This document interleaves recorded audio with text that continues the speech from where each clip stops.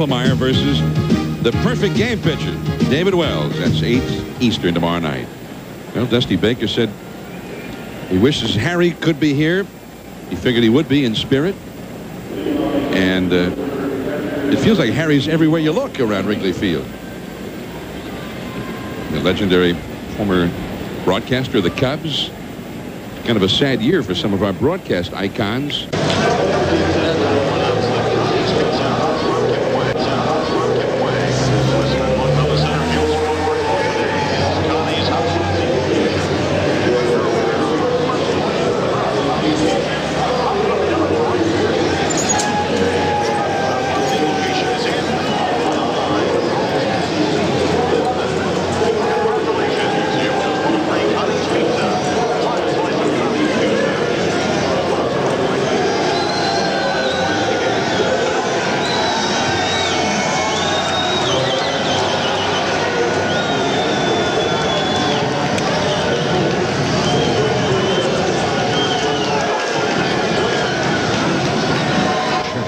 Very own WGN News at 9. Did notice it last night. There was an eerie presence hovering over the outfield in last night's heart-stopping win.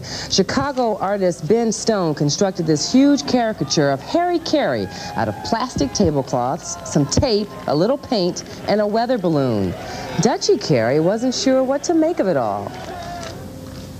The dark sky and just that white, it was eerie. Thought it was maybe kind of friendly, like a friendly ghost, and you know, if it was a ghost, I know it was a little bit eerie to be floating out there at night, but you know, I mean, everybody kind of, again, I think everybody sort of felt Harry was sort of watching over the game. And when the Cubs come back to Wrigley to play Atlanta on Saturday, Ben says he'll try to have 2 balloons ready, one for Harry Carey and one for Jack Burkhouse. There you go. Hey, great hey. idea.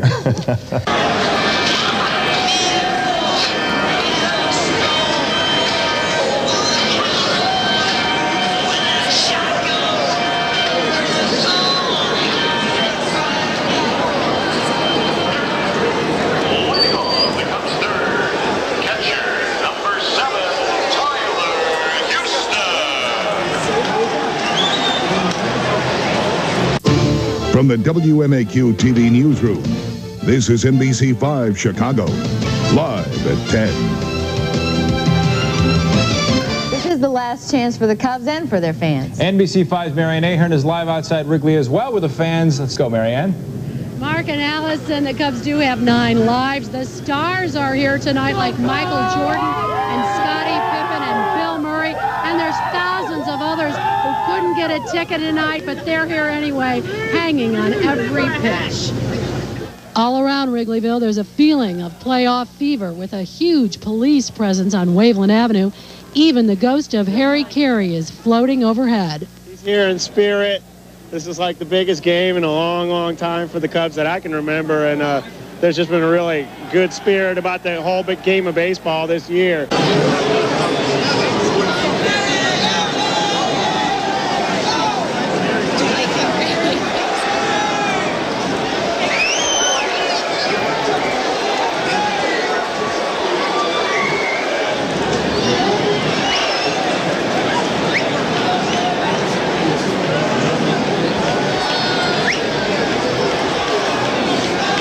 This is ABC 7 News at 10. Anywhere around Wrigley Field tonight is a place to be if you couldn't get inside, and that's where Charles Thomas is outside now. How you doing, Charles?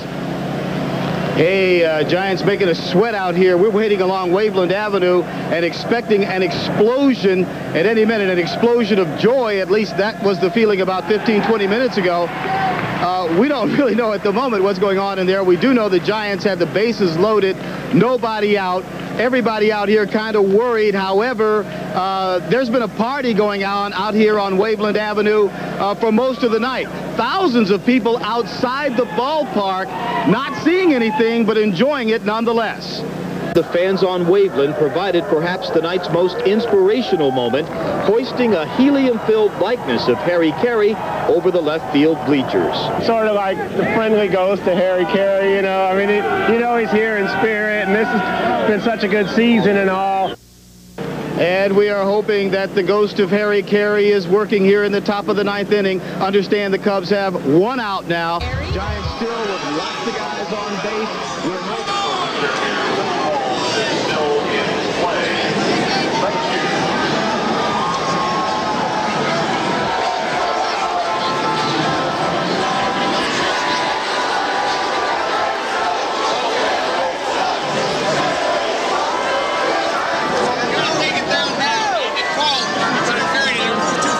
It's interfering with the batters. You got to take it down now. To go back that way? Go back to the flat foul pole. So, you want to talk to the balloon man? Yes, I want to talk to the balloon man. Ben Stone. Chicago artist responsible for the ghostly image of Harry Carey the other night outside the ballpark. Good morning, Ben. Good morning. Hello. Now, we were talking earlier today about our idea for a Jack Brickhouse balloon, but you've already been working on that, is that right? Not yet.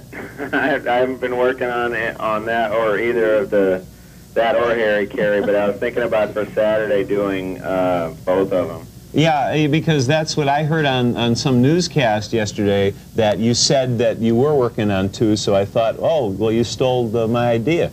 Well, I'll give you credit for it. I thought that, I mean, I wanted to do one for Jack before, but I just ran out of time. It took me a while to make it, so. How'd you make it anyway? What is that made of? It's made of tablecloths, like plastic tablecloths that are pretty light in weight, and they're basically just taped together with duct tape, and then I painted the image on, and I made the glasses out of this foam stuff that's pretty light. Harry would be happy to know if the tablecloth came from a bar. So, and Jack Brickhouse, that'll be a little harder to make because you don't have the trademark glasses to put on there. It'll just be a face, right? Right, it's not quite as, there's not such a defined kind of cartoon image of it or anything, of Jack, so that, you know, it will be a little bit more difficult. But we want to see that. We do want to see that. And did the right field bleacher bums wreck the balloon? Yeah, that's right. I mean, half of them, somebody was interviewing us on the street, and we weren't really watching, and it blew into the fence. And then some people were trying to release it and free it, and then, I don't know, the fervor got to some other people, and they just ripped it to shreds. Uh-oh, so it's ruined? Yeah, it's gone. Oh. So, Ben, what's in it for you? What's in it for me? I mean, nothing really, except for that I've been a Cubs fan for my whole life, and I don't know, I just thought it would be a kind of an interesting spectacle. It sort of relates to the rest of my work. It's great. And, you know, it was just a lot of fun, really.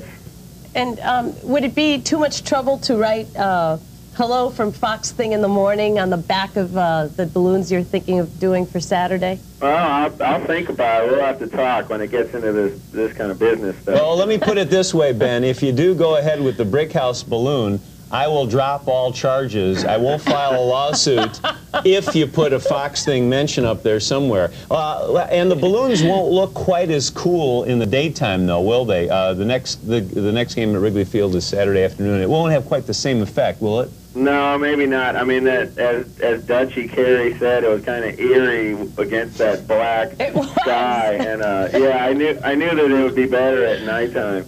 And briefly, since we are dropping legal charges and you are promoting Fox Thing with your next balloon, tell us in 15 seconds about your other work that you referred to. Oh, well, I made the TV Weatherman baseball cards, which you actually showed on the air briefly of Rick DeMaio. We have those and, handy. In fact, you want to show those? Sure. So you're an artist and you work in various forms, is that right? That's right. Those are very cool, by the way. Yeah. And Ben sent these to Rick. Rick and others in Chicago. Right. Also, Harry Volkman did get one, and Steve Schill, and all the weathermen. They're very cute. All right, Ben, we'll be watching Saturday afternoon. Okay, thanks a lot. Thanks, Ben. Bye-bye. Bye. 7:57. How about a look outside now? Yeah. That was good that Ben was watching earlier in the program, huh? I know. Join us now. Although he sounds like he's still in bed. Oh, why not? At least one-game playoffs, Joe, I mean, there's so much tension. You have to have a 7th game of a World Series or a League Championship Series or the 5th game of a division series to even come close to the tension. think the other things right there, I don't think the 7th game of the World Series, there's nothing to match that. But